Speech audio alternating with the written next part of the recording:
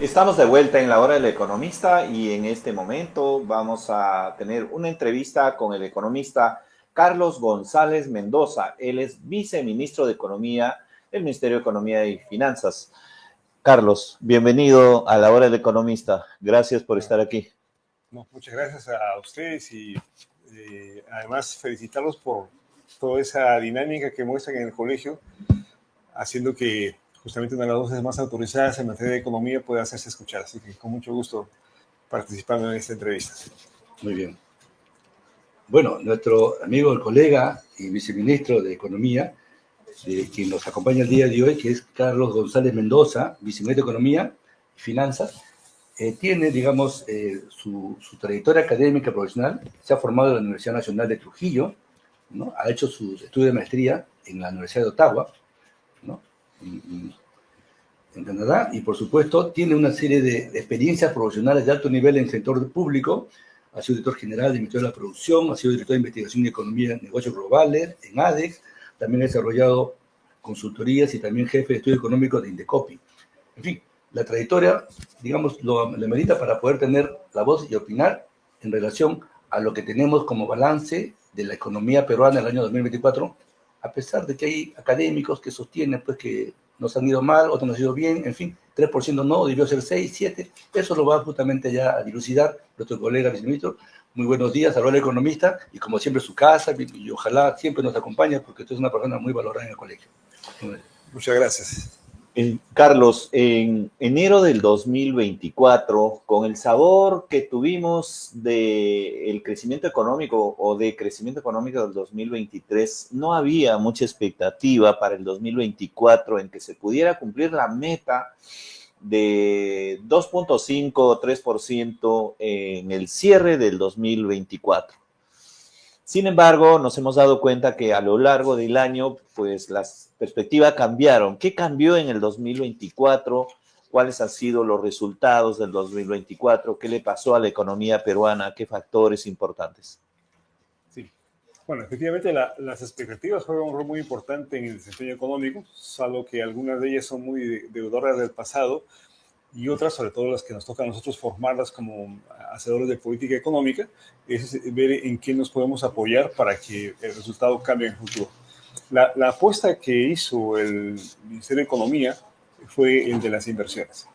Definitivamente, y eso lo tenemos muy claro de las 2 décadas pasadas en las que crecimos de manera sostenida por 20 años, es la importancia que tienen las inversiones como un motor de crecimiento económico, de la mano con un acceso a un mercado internacional que, gracias a los acuerdos de libre comercio que tenemos, pues tenemos oportunidades muy importantes de exportación y de inversiones. Entonces, la apuesta fue por inversiones. La inversión pública ha sido la herramienta a través de la cual el gobierno ha mostrado una clara mirada estratégica, una firmeza para que podamos revertir esas expectativas negativas que se tenían al inicio del año, como tú mencionas. El BCR reportó a mitad del año más o menos que las expectativas sobre el sector privado habían cambiado. ¿Eso ayudó? ¿Qué proyectos importantes se han visto fueron cruciales en el crecimiento 2024? Sí, justamente ese es un ejemplo del rol que juegan las expectativas. El inversionista ha entendido que hay una dirección clara en la política económica, que esa apuesta por las inversiones es firme y que además se han dado pasos consistentes en ese sentido. Yo señalaría dos aspectos para explicar ese cambio en las expectativas que han tenido los inversionistas. En primer lugar está la inversión en infraestructura y ya prácticamente la puesta en marcha de proyectos muy importantes en términos logísticos, en términos de ganancia, de eficiencia, de competitividad, como son el aeropuerto Jorge Chávez y el puerto de Chancay, alrededor de los cuales hay un conjunto enorme de iniciativas, de inversiones en conectividad, en carreteras. También hay expectativas de inversiones de carácter productivo. Pues todo eso ha cambiado notoriamente la concepción que tiene los agentes económicos respecto al futuro. Otro aspecto que ha sido muy importante, quizás no muy visible en los medios, es el esfuerzo que se ha hecho en el MEF a través del equipo especial de seguimiento de inversiones, un equipo que ha estado acompañando a las grandes inversiones para intervenir en cuanto éstas pudieran enfrentar algún tipo de traba en sus procedimientos, en la obtención de permisos, inclusive en algún obstáculo que pudieran tener con el entorno en el cual ellas están ubicadas. Ha habido un trabajo muy eficiente y es uno de los más reconocidos por los propios inversionistas. Ellos, para decirlo de una manera gráfica, nos dicen qué bueno que el MEF cambió la política de solución de conflictos por la solución de propuestas de desarrollo de carácter territorial. Entonces, esos dos aspectos creo que han sido muy apreciados por el inversionista privado. Eso ha permitido que la inversión privada, que también venía en negativo hasta prácticamente el tercer trimestre del año, repunte de tal manera que terminamos el año con un crecimiento positivo, pequeño aún, pero que nos permite ver que el año 2025 vamos a poder ver los frutos de ese trabajo hecho en el 2024. Viceministro, quisiéramos, digamos, direccionar, orientar el balance del año 2024, donde también se puede exponer las bondades, que sí es cierto, había un crecimiento de 3.2% ya de manera más o menos oficial, ¿no?, en este año, pero también ha pasado algo en el país, ¿no? Existe, por ejemplo, en este momento, y lo ha dicho el decano, González Izquierdo, hace un par de meses aquí, que ha venido, y nos dice que los esfuerzos que hagamos en el sector público no está, digamos, no va a tener tanto efecto por cuanto que la inversión privada, que es, como acaba de decir el anterior expositor, Eloy Durán, que es el motor para la generación de empleo, ¿no? La inversión privada. Pero la inversión privada, según los reportes que tiene año a año, se ha contraído significativamente. Han diagnosticado en el Ministerio de Economía las causas por qué el sector privado no se atreve a invertir en el país para que genere puestos de trabajo y no se vayan como se han ido 800.000 jóvenes el año pasado, ¿ya? Y es una lástima que personal y talento joven se vayan del país, abandonando cuando más lo necesitamos en este momento para levantar nuestro país, ¿no? En esa medida quería pedirle qué es lo que está fallando, qué es lo que pasa, cuál es el balance que hacen autocríticamente, quizás como gobierno, como ministerio, para ver los indicadores sociales, que es donde se expresa la política económica. No hay mejor indicador que, a ver, la política económica, resultados, y eso se ve en la ciudadanía, en la población, de nutrición, salud, educación, infraestructura, proyectos que están a mitad o en algunos casos, pero queremos que se hiciera un balance también para que pueda ser conocido y difundido a todos los colegas economistas que lo están viendo en este momento, que está pues en buena audiencia. Sí, muchas gracias. Su pregunta nos permite hacer una mirada de largo plazo en este análisis. No perdamos de vista que por prácticamente 21 años consecutivos la economía peruana creció a tasas que en promedio bordeaban el 5 o el 6%. Uno de los beneficios de ese crecimiento fue una reducción sensible de la pobreza. Sin embargo, yo diría que a partir del año 2008-2012, en donde sucede la crisis de los bonos hipotecarios y luego la de los bonos soberanos, y a partir de allá se van sucediendo muchas crisis de carácter internacional, a las que se suman los fenómenos climáticos y por qué no decirlo, también un largo paréntesis de inestabilidad política, prácticamente detuvieron la secuencia natural que debió seguirse para impulsar el desarrollo. ¿Cuál es esa secuencia? Mantener las inversiones y las reformas para cerrar las brechas de competitividad que todavía adolece el país y de esa manera poder sostener el crecimiento económico, ¿no?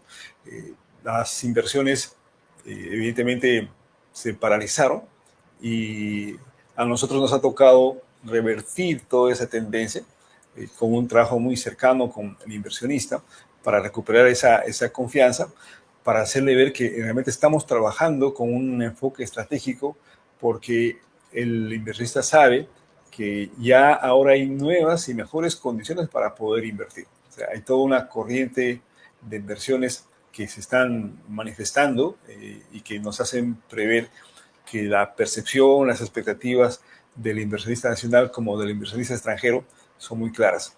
Cada vez que nosotros hemos ido a foros y espacios de conversación con el inversionista internacional, ellos tienen muy claro que para lo que ellos interpretan del Perú es que es un país que ha crecido de manera sostenida, que ha mantenido sus políticas económicas estables, que ha pasado por un bache, por un paréntesis y que estamos recuperando la tendencia para volver al comportamiento pasado.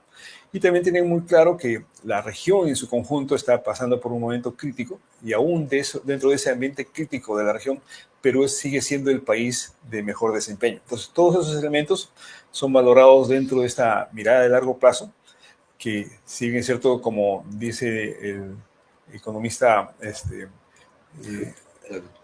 el tema es que ha habido un bache en las inversiones que ha generado también un recorte, una pérdida de ritmo de crecimiento en la economía, pero todo eso se está revirtiendo y creemos que este año que empieza, al cual también se le está llamando el año de la consolidación, va a permitir que volvamos a ese ritmo de crecimiento del pasado. Muy bien, excelente. En este año, el año 2024, tuvimos un evento especial APEC. ¿Qué beneficios le ha significado al país este evento? ¿Qué compromisos se lograron para el Perú? Y también hubo otro evento especial que era la inauguración del megapuerto Chancay. Si nos puedes comentar un poco, por favor, al respecto, con la expectativa de luego mirar las perspectivas 2025. ¿Qué tenemos para el 2025? ¿No es cierto? Sí, claro que sí. Creo que este es un evento muy importante que nos permite poner en relieve otro aspecto de la política económica del país. Y me refiero a la estrategia de integración del Perú hacia la economía global. En el pasado nuestra mirada de la integración estaba enfocada al comercio, o sea, qué puedo vender, qué puedo exportar. Luego hemos estado mirando también la importancia de la inversión, cómo puedo hacerme atractivo para que los demás países inviertan en el país. Pero APEC tiene un enfoque distinto y muy interesante de la integración, ¿no? Porque está en sus orígenes conformado por países en desarrollo que se dan cuenta que si no mejoran sus niveles de desarrollo no van a poder competir en buenas condiciones en un mundo global abierto. Por lo tanto, la mirada de APEC siempre ha estado hacia el desarrollo económico, hacia políticas de desarrollo económico, hacia la cooperación entre países para impulsar el desarrollo.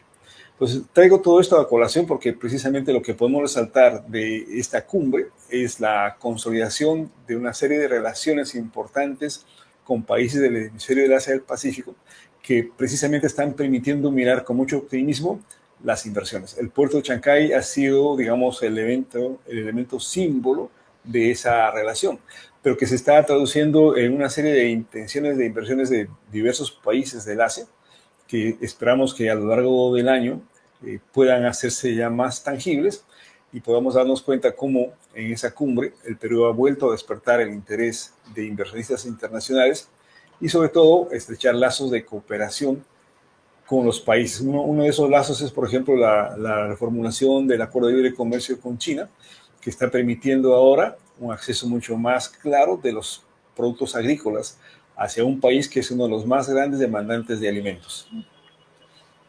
Eso es crucial, importante. También se generó o se firmó el convenio con Hong Kong.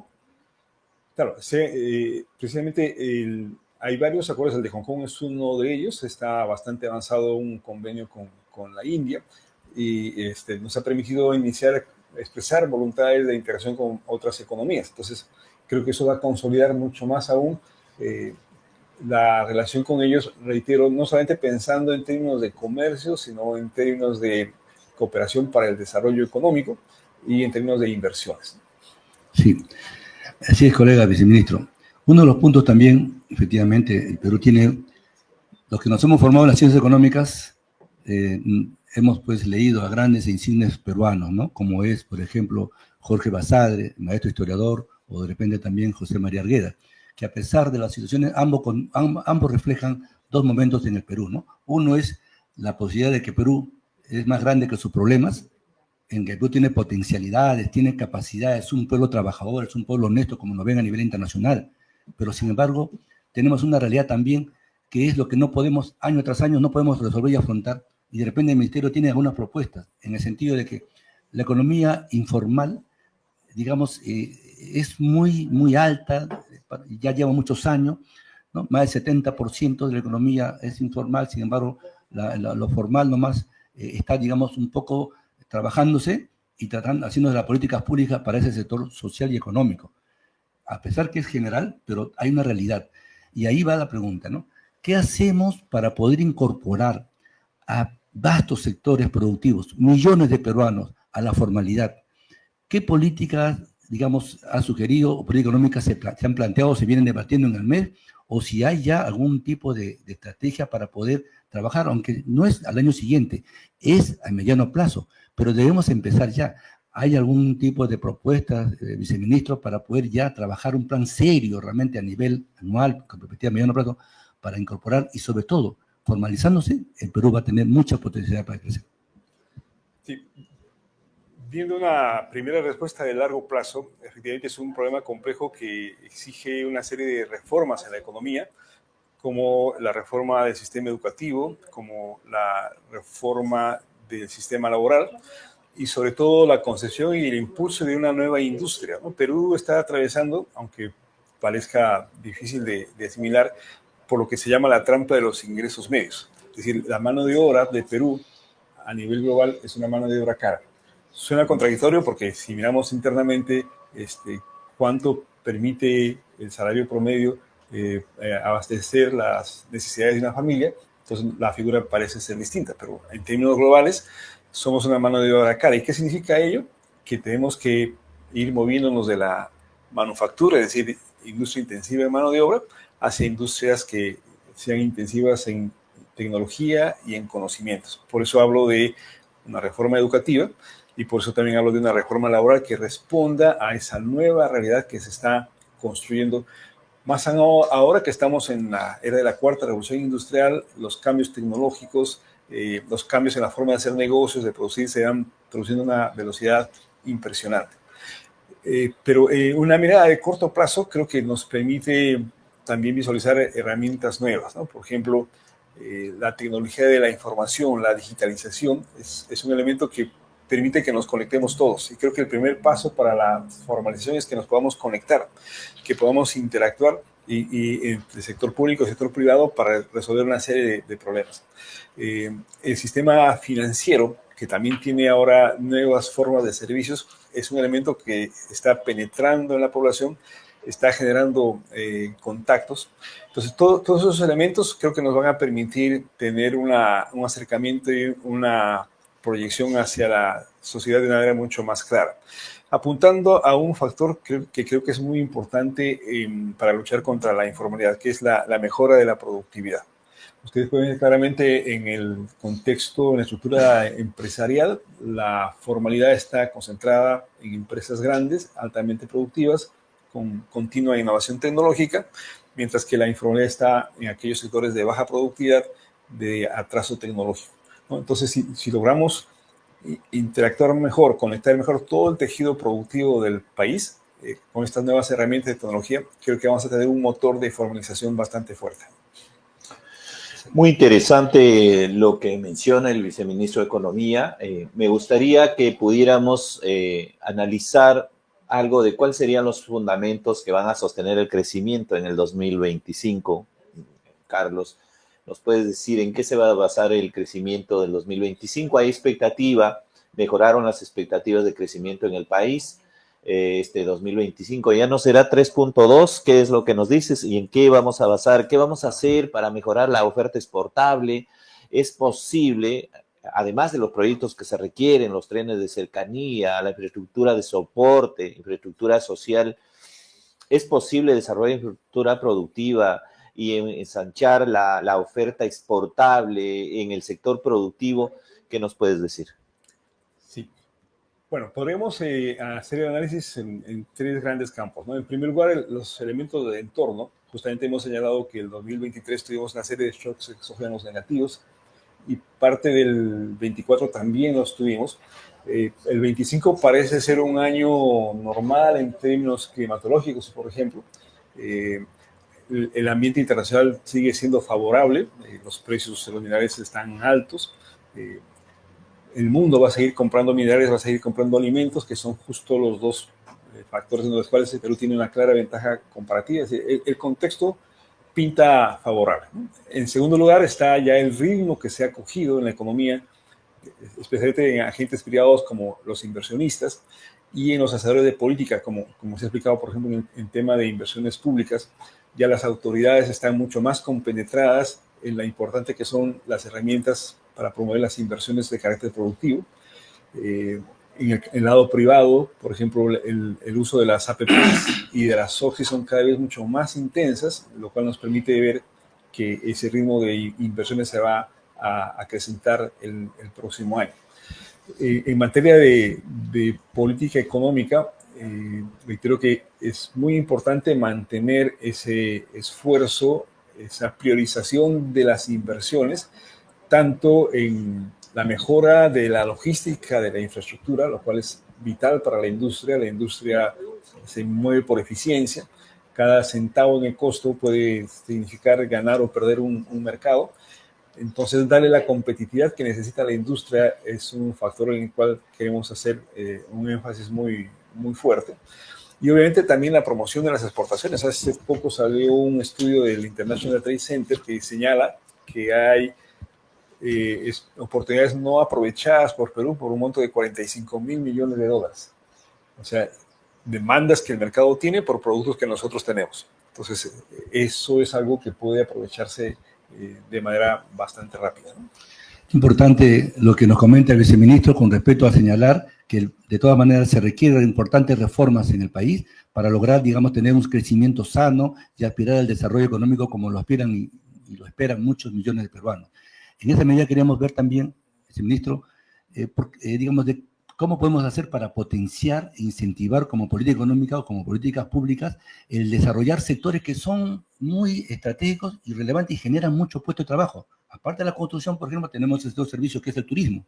España, el año pasado, ha tenido 103 millones de visitantes, ¿no? Son 60 millones, 103 millones de turistas. Y sin embargo, España no tiene lo que tiene Perú, por ejemplo. Pero cuando haces acá el evento y digamos, han participado, digamos, funcionarios que tienen que ver con el sector turismo y nos expresan pues que no hay apoyo del Estado, ¿no?, ni del gobierno en realizar, por ejemplo, entradas en carreteras. No hay apoyo, digamos, para realizar pequeñas inversiones. Entonces, ahí yo entiendo que debe ser parte de la reforma. Tenemos, digamos, que priorizar. Hay alguna priorización en estos sectores clave que generan puestos de trabajo y son dinámicos y son ágiles. Y además el Perú los tiene. El Perú tiene a lo largo y ancho del país, tiene sus recursos turísticos mucho más que España o Francia. ¿Qué podemos hacer, ministro o viceministro, para poder lograr impulsar esta línea? Usted ha mencionado el turismo y efectivamente es una de las actividades en las cuales Perú tiene un enorme potencial por una serie de lo que los economistas llamamos las ventajas comparativas, ¿no? La ventaja comparativa es el mejor fundamento de todo proyecto de inversión y de todo negocio. Ahí hay una ventaja comparativa, ¿no? Pero no solamente en este sector, ¿no? Por ejemplo, en acuicultura, sabemos que todo lo que es pesca en agua dulce tiene un mercado enorme. Perú tiene una inmensidad de espejos de agua donde se podría fomentar la acuicultura. O quizás sectores de los cuales no se habla mucho, como por ejemplo la minería no metálica. ¿Cuál es el potencial del Perú en mármol? Que está necesitando un marco jurídico para lo que es la minería no metálica. Pero cito todos esos ejemplos para subrayar la importancia de lo que son ahora las mesas ejecutivas que el MEF está impulsando. Porque justamente la idea de juntar a empresarios de un sector con las autoridades hacedoras de políticas vinculadas a ese sector están orientadas precisamente a identificar fallas institucionales y fallas estructurales que al corregirlas, al ordenarlas, va a permitir un crecimiento notable en todos estos sectores. Y acá quiero subrayar algo importante también, ¿no? Y es que suele haber una inclinación por ciertos proponentes de políticas a favor de lo que se llaman los incentivos tributarios, ¿no? Y lo cierto es que no necesariamente un incentivo tributario genera un beneficio económico. Casi nunca, y subrayo la palabra casi nunca, esos incentivos tributarios favorecen al micro o pequeño productor en cuyo beneficio se justifique este tipo de medidas y por lo tanto representa una asignación ineficiente de los recursos. ¿Cómo podríamos tener mejores resultados? Reduciéndole el IGB a cierto sector de servicios o dedicando todos esos recursos a inversión en infraestructura, en acceso a los centros turísticos, que podrían tener un efecto multiplicador mucho más grande. Gracias. Ese tipo de análisis los tenemos que hacer con mayor seriedad, porque, repito, hay soluciones que parecen sencillas, pero que lo único que generan es una distorsión enorme en el manejo de recursos. Viceministro, se inició un debate en relación a la exoneración de los incentivos tributarios que se piden a través de las zonas económicas especiales a propósito del megapuerto Chancay. El MEF dijo en un inicio 15%, luego manifestaron que sería el 5%. ¿Cuál es la posición actual en que se ha quedado? Toda vez de que es una exoneración para incentivar, entre comillas, incentivar a los empresarios a implementar sus plantas o empresas en esta zona. Lo ideal en todo proyecto de inversión, en todo esfuerzo de desarrollo, es que todos contribuyamos por igual a lograr ese desarrollo, ¿no? Y un aspecto que a veces no se ve con claridad es la necesidad de que el gobierno mejore su disponibilidad de recursos para poder atender mejor a las necesidades. Entonces suceden cosas absurdas como pedir una exoneración tributaria, pero por otro lado demandar mejor salud, mejores servicios, etc. Cuando de punto de partida, ¿no?, por cada 4 ciudadanos a los cuales el gobierno tiene que servir, solo uno de ellos paga impuestos. Entonces, 1 contra 4 hay un desbalance enorme que hace que pues, no existan los recursos suficientes para poder atender todas las necesidades. Ante ese escenario es obvio que surja una serie de voces que reclaman diciendo no se me está dando lo necesario. Por eso necesitamos otro aspecto importante en la política y queremos impulsar este año es la coordinación, ¿no? Necesitamos coordinar para poder ver cómo en el tiempo vamos tomando decisiones que nos permitan colocar recursos en algo que genere un mayor crecimiento y por lo tanto en el futuro mayores recursos para resolver todos los problemas. Así es, muy bien, efectivamente está dando sugerencias del viceministro y justamente ahí queríamos un poco recomendar o observar algunos hechos que vienen ocurriendo en la economía peruana, ¿no? Que tienen que ver con dos, que es preocupación de los colegas también, que así como tenemos que ser prudentes y responsables en el manejo de los recursos públicos, también tenemos que ser prudentes y ser firmes cuando de repente algunos sectores plantean no, pueden gastarlo más y el déficit fiscal que era 2.3, ahora está en 4.4, me parece que ya estaba ahora mismo, o 4.6. El déficit 4.3, déficit fiscal del Perú. Que ya sabemos cuál es la historia, los últimos 20 años, cuáles son las consecuencias que ha tenido sobre la población peruana, ¿no? Los aspectos de ajuste y los shocks que hemos vivido. Y segundo, ¿por qué, digamos, no asimilamos? El Colegio de Economistas de Lima participó en el otro evento en CEPLAN, aquí. Y ahí nos mostraron un documento de 900 páginas, donde estaba desarrollado todas las políticas y todos los proyectos de desarrollo, región por región, hasta por distritos. Pero ¿cuál era el problema que tenemos? Que no hay ningún proyecto, digamos, en este caso, que sea vinculante. Es decir, ellos trabajan importantes planes de desarrollo a nivel de ese plan, pero sin embargo, las autoridades no asumen, no hay preocupación, parece que no vieran esa importancia que es vincular, digamos, las políticas económicas con los proyectos de plan para hacer justamente como trabajan, lo ha hecho Alemania, como lo hizo Francia, como lo ha hecho España, trabajar planes de desarrollo quinquenales donde por más que el gobierno que venga, se cumplen los acuerdos de Estado, políticas de Estado. Y ahí deberemos, creo que en parte de la reforma, y quisiéramos que nos haga alcanzar también al ministro y al presidente del Consejo de Ministros, que por favor, y el colegio está plano, ya no llegamos a participar en estos comités para plantear la propuesta de integración. Muy bien, los saludo, viceministro, que esté trabajando ahora en el tema de la integración, porque eso nos falta. No solamente a nivel nacional, social, económico, sino entre los peruanos, sino también integración a nivel de políticas públicas para ayudar y a contribuir al bienestar de los peruanos. Para complementar lo que ha mencionado David, el viceministro, el tema del déficit público muchas veces asusta porque va creciendo. La pregunta es, seguimos pensando en que el gasto público dinamiza la economía, por lo menos a nivel de inversión, sabemos que sí, pero a nivel de gasto corriente se puede castigar, se puede prescindir un poco de actividades, un poco de acciones que no aportan mucho valor, que más bien son burocracia, que más bien mantienen cierto tipo de actividades que debiera ya tomarse una decisión. El caso Argentina tomó una decisión trascendental de reducir el gasto público, obviamente con propios fundamentos, pero nosotros podemos hacer algún ajuste para ya no estar comprometiéndonos con el déficit. Esa es mi pregunta, ¿dónde está más o menos el soporte, el fundamento de continuar y aceptar un déficit público un poco riesgoso, diría yo? Dice. Sí, bueno, es una decisión, como tú mencionas, riesgosa. Sin embargo, nuevamente es muy importante mirar el panorama inmediato y el futuro al mismo tiempo. Eh, para nosotros, lo que observamos, por ejemplo, en las peticiones de mayores recursos, fundamentalmente para proyectos de inversión, es un clamor de la población a partir de los gobiernos locales, municipales, regionales, un clamor porque las necesidades de la población sean mejor atendidas, ¿no? Entonces, eso no se puede hacer oídos sordos de ese clamor. Obviamente hay que hacer el esfuerzo de mantener márgenes de responsabilidad y de prudencia en el manejo fiscal.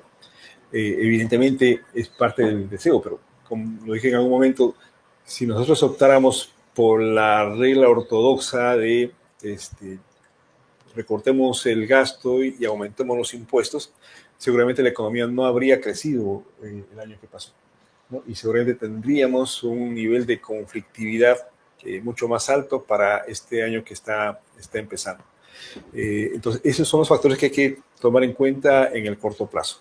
Ahora, mirando hacia adelante, como el propio ministro lo dijo, este déficit en sí mismo hoy no representa un peligro para un país que tiene las finanzas bien puestas, con niveles de endeudamiento manejables, pero sí se va a hacer insostenible si en el futuro mantenemos ese déficit. Por lo tanto, la tarea ahora es distinta a la del año pasado en el sentido de que tenemos que aprovechar todos los recursos y los beneficios de una coyuntura mucho más favorable para cerrar esa brecha fiscal que se ha generado en los 2 últimos años. Y creemos que se puede lograr, ¿no? El ministro nos habla de que si bien es cierto el consenso dice que vamos a crecer en un 3%, porque realmente eso es lo que el pasado nos dice que podemos crecer, pero como hacedores de política e impulsores y constructores de un futuro, creemos que podríamos llegar a un 4%. Este año, 2025. 2025, y de ahí en adelante coger una viada para aproximarnos al 5, el 6%, que es el que realmente necesitamos, porque con 3% es significativo porque estamos saliendo de una recesión, pero no es suficiente para poder cerrar todas esas brechas que representa el atraso económico en varios sectores. Ese plan que le comenté, le pregunté, la política de ese plan. Muy bien. Sí, bueno, es parte de esfuerzos que necesitamos para lo que yo llamo coordinación, ¿no? Se podría llamar planificación, pero creo que el ejemplo que nos han dado en el manejo de las inversiones públicas, ¿no? Con esa interacción cada vez más cercana con gobiernos regionales y locales, que da lugar a mejores resultados, es un ejemplo de lo que se tiene que hacer en la práctica, ¿no? Muy bien. Viceministro, para cerrar la entrevista, nos ha traído buenas noticias. Podemos pensar en un 4% este año, ¿no es cierto?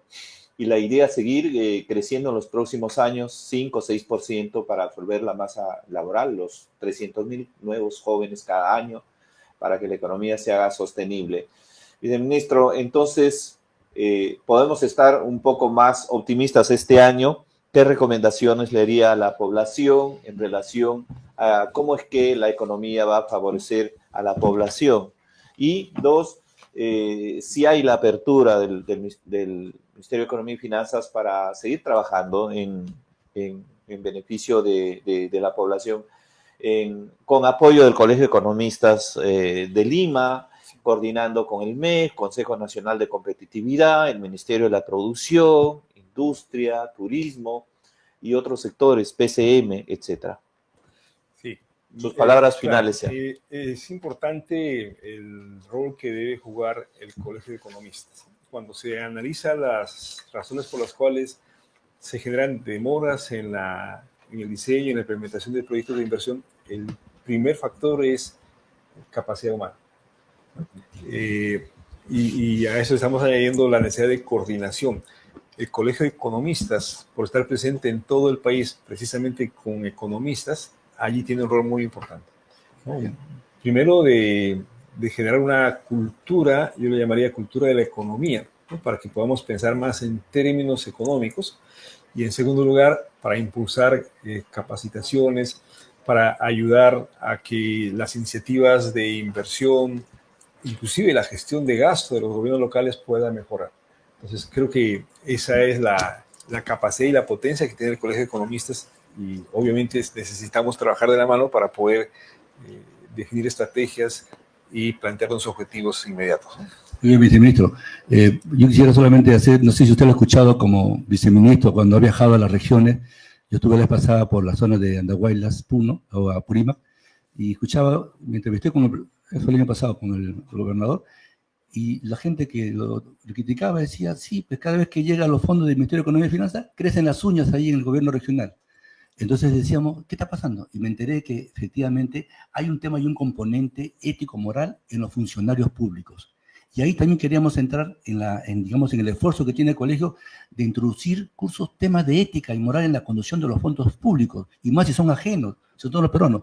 ¿Cómo hacer para lograr justamente frenar esto que justamente acá ha venido el colega Nato Chap, acá el colega economista, y ha expresado de que lamentablemente el Perú tiene pues un cáncer, ¿no?, de la corrupción? ¿Cómo podemos hacer a través del Ministerio de Economía y Finanzas poder frenar algunas estrategias para poder, digamos, evitar y frenar este tipo de conductas?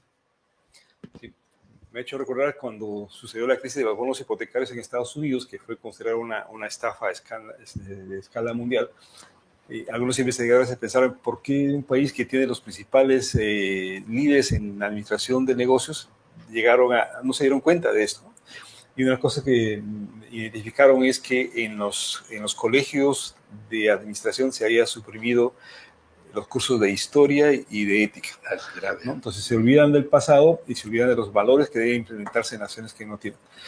Ahora bien, viendo el tema que usted plantea, efectivamente creo que es muy importante y son valores que el Ministerio de Economía fomenta, que son el principio de la transparencia y el principio de la vigilancia. O sea, los gobiernos, las autoridades tienen que ser transparentes en todo lo que hacen, de modo tal que puedan ser monitoreados día a día, ¿no? Y el MEF trata de que a través de una serie de tableros, que sería también muy importante que en algún momento pudiéramos difundirlos a través de ustedes, la gente pueda saber qué se está gastando día a día, ¿no? Pero se necesita como contraparte que se vigile, que se identifique cómo se está haciendo las cosas, y que tengamos la capacidad de señalar las cosas, inclusive de denunciarlas, porque creo que ese es el primer derecho que tiene el ciudadano, es precisamente ser ciudadano, ¿no? Ejercer su ciudadanía, y creo que eso ayudaría mucho a que exista un mayor control. Se dice que la corrupción siempre busca un lugar oscuro para poder actuar. Sí. Pero si ponemos las luces, no va a haber lugar oscuro para que pueda actuar. Bien. Qué buena, qué buena. Bien. Agradecemos al viceministro de Economía, Carlos Alberto González, por estar en el programa, y a todos ustedes, estimados amigos, por acompañarnos. Hasta la próxima.